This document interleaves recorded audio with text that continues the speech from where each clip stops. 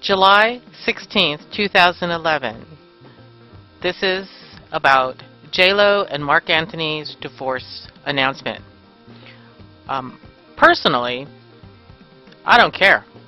I don't care about J-Lo, I don't care about Marc Anthony, but I thought it would be good to take advantage of their sudden announcement and look at some of the possible stresses that they carry individually in their own birth charts and in their synastry, their interchart compatibility. So let's just take a look at their synastry chart, and we'll put it in for 7 to 10 seconds right here. J-Lo's planets are in the blue and Marc Anthony's planets are in the red, and I want you to notice the red lines. Okay, you saw the red lines on the synastry chart. Those red lines are squares and oppositions. And one of the things I wanted to point out specifically is the square and opposition that they have to their moon Mercury. You know, so for instance,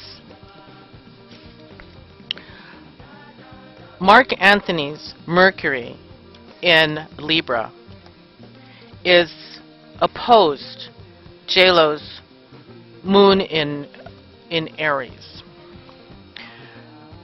Moon is your subconscious emotional response. Moon is how you cheer yourself up. She cheers herself up by being aggressive, by making a decision, and just like jumping into things.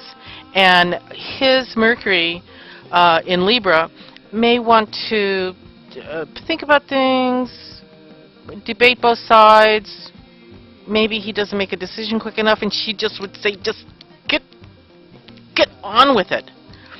Okay, so then his moon in Scorpio and her Mercury in Leo are squared. Mercury's in Leo right now. I'm a Leo. We're just like out there. Mercury in Leo is like, oh, the applause. You know, yes, my fans. Bring the cameras into our home and film us while we do stuff, because we just need that sort of like approbation from the public. His moon in Scorpio. Scorpio has a tendency to hold their cards so close to their chest that the ink is coming up off their vest from the cards. They say, oh no, I would prefer to have my home moon secret, Scorpio. They don't mind poking into other people's business. They just don't want other people poking into their business. And this is a subconscious emotional response. He may not even know how to articulate it. She's saying, oh, we're going to do this and we're going to do that. Her moon in Aries and her Mercury in Leo. It's like, oh, this fire. So we're going to do this and we're going to do that. And his moon in Scorpio is going, I don't know. So that was the first thing that jumped out. Then each individual has their own particular personal baggage that can get in the way in a relationship, and I'll have a couple of links below of where you can find these synastry charts. Okay. Now, where's my glasses? My bifocals. I need my bifocals. My eyes are old. Okay. What I wanted to mention about one thing that's in Marc's chart, and it makes me go, red flag. Mars, which is aggression, squared Pluto, which is a power trip and an obsession. And his Mars is in Sagittarius, and his Pluto's in Virgo. And even though they're mutables, and mutables aren't, you know,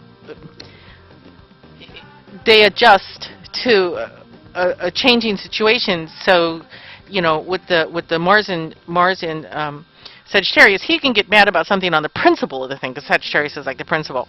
And then with the Pluto in Virgo, the way he might want to transform something is to be critical. And so Mars squared Pluto, this is from Astro Profiles. It says, a history of insecurity. Yikes. Possible fear of confrontation and of getting to the heart of things, competitive to the point of power struggles. Frequent blow-ups.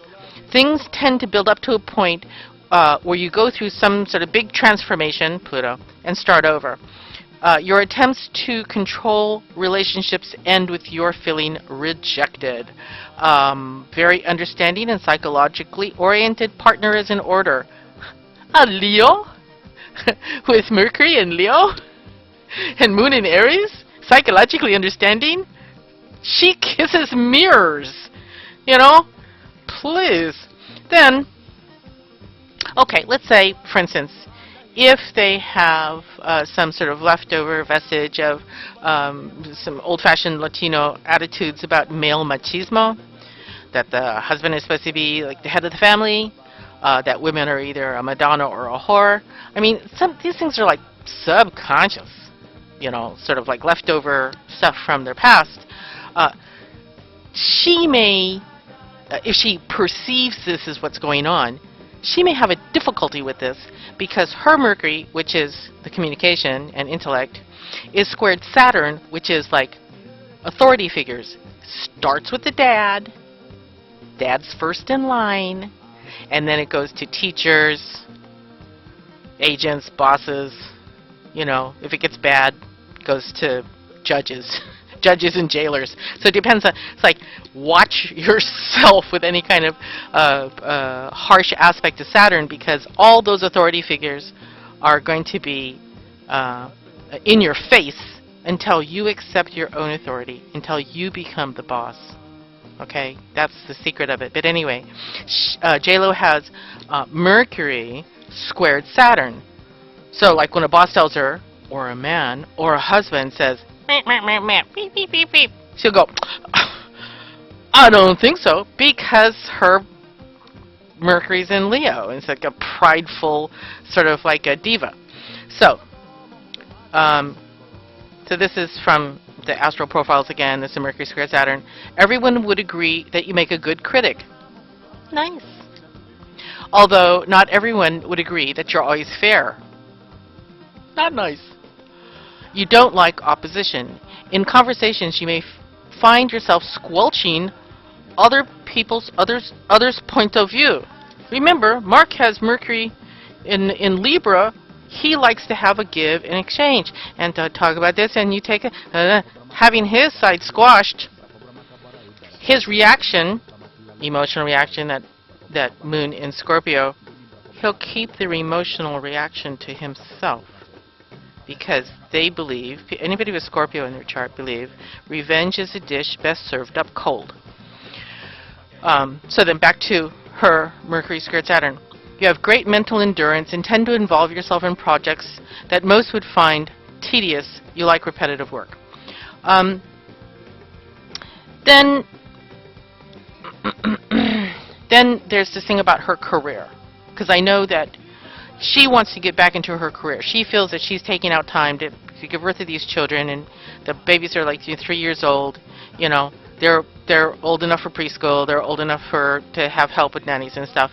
And she has Moon, which governs women and the home, and it's an opposite to Jupiter. And Jupiter is like what you do with groups of people. It's not only your philosophic thing, but it's like what you do with a group activity. And it deals with travel and money, luck, and expansion and such all like that. So her Moon is opposite that. And it says, you may have to cut your own way when it comes to a career, for you may not always get the kind of support you need from others. The result may be that you end up in a very unusual vocation, I guess. Probably not much interested in working with the public either. Your partner will have to understand that you're not going to you're not going to follow the crowd, and be willing to let you go your own way. Getting things started and off the ground may be harder for you than most, one would think. Okay, and here's Mark's Sun squared Mars. Sun is your ego vehicle. This is like who you are ostensibly. It's the light that shines, and everything else is like a filter. But that light that's shining is the sun, is your sense of self. And Mars is your aggression, sexual assertion. Well, he has a square, which is a stressful 90-degree angle between Sun and Mars. Other sense in you, the presence of much energy, almost attention. You tend to have trouble relaxing and find yourself on the go, doing things. This aggressiveness could lead to undue competition and striving. What if he's competitive with his wife, you know? You may have a sense that you can't always trust your drive and feelings, and there may be a tendency to buck authority, especially powerful men. So anyway, that's just some things that came up when I was looking at their chart. And I think that people who have relationships, no matter if they're new relationships or they're old relationships, really could use an astrologer to help weed out some of these stressful things. Were there good things between their charts? Yes. Were there good things within their own natal charts? Yes. But see, what happens is that the ticking time bomb, you know, buried under subconscious emotional responses and stuff, those are the things that'll trip you up. Because the first like year and a half a woman's with a man, she could just be like, oh, you smell so good, let's mix our DNA so our children have great antibodies, you know. So there's, after like a couple of years, and you go, oh, wait a minute, this person doesn't listen to me, or this person doesn't respect what I have to say, or he's gonna like get in my way, or she wants to be more famous than me, you know. These things come up, and they have things in their chart that could aim towards long-term endurability, but neither one of them, I believe, are patient and persistent enough to work on those things and to save that marriage. Also, both of them have Uranus opposed Uranus. Where you're born, Uranus is at this place. 42 years later, 40-some odd years, because like 42 is like half of a Uranus cycle. Uranus opposed Uranus. That means I gotta be independent. I gotta be free. I gotta do my own thing. And if somebody is like standing in their way, they're gonna get rid of it. So that's another thing that's going on. But this is like just a short read. I don't want to go over time because I have a tendency to do that. So this is it. 13 minutes. Let's see how this turned out. This is J-Lo's natal chart, and you can pause the video to be able to take a closer look at it and save it to your desktop or whatever. This is Marc Anthony's chart, and remember, both J-Lo and Marc Anthony's chart are cast at noon for where they were born because I can't find their birth time.